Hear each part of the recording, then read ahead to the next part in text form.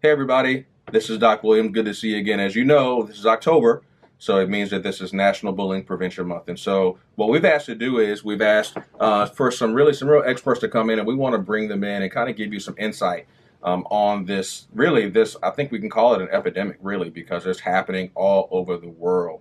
So, who we have here is Ken Parker. He's our LPC locally. He works with us. He's working locally in the community and really getting deep and really digging into some of these structure challenges, education challenges, and certainly these learning challenges we're finding in the district. So, Brother Parker, we're so glad to have you here It's with good us to be today. here. And so, in talking on bullying itself, although we both growing up, it wasn't something that was definitely probably as identified as it should have been.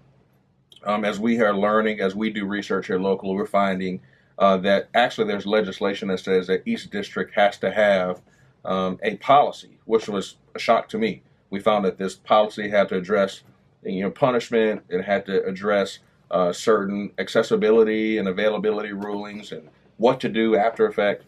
And so I guess the real issue for us as we are trying to empower parents and friends and families is if this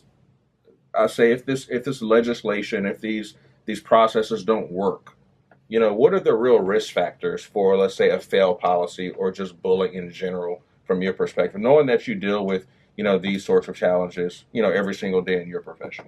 Sure. Well, one of the things we need to do is to identify that there's different types of bullying. And sometimes when you think of it, you only think of physical bullying. Mm-hmm. But now it's definitely verbal bullying that goes on. It's definitely cyberbullying is a really big thing.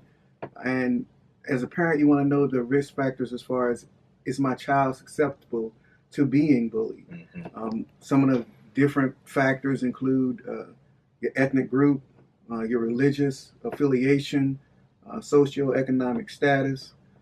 Does your child suffer from low self-esteem? Are they less popular? Do they have trouble making friends? Are they perceived weak or unsociable?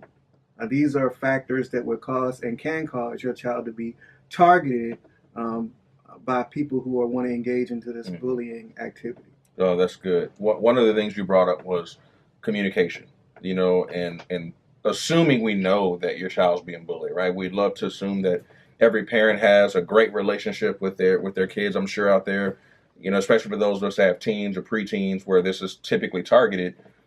You would love to think you know everything there is to know about what your children are going through at school, but we don't always do that, or not as aware as we should be. What are some icebreakers, some different ways that you can engage your children to find out if they are having trouble socially, if they are having trouble in our case, like expressing their faith or their particular religious affiliation? What techniques do you recommend for parents out there to really get in and try to dig without being too intrusive with their children?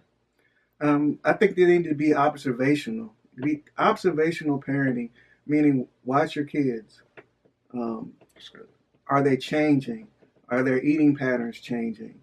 Are they less likely to engage in behaviors and activities that they would normally do and get enjoyment out of? Mm-hmm. Are they isolating themselves? Do you see some behavioral issues where you never saw behavioral issues before?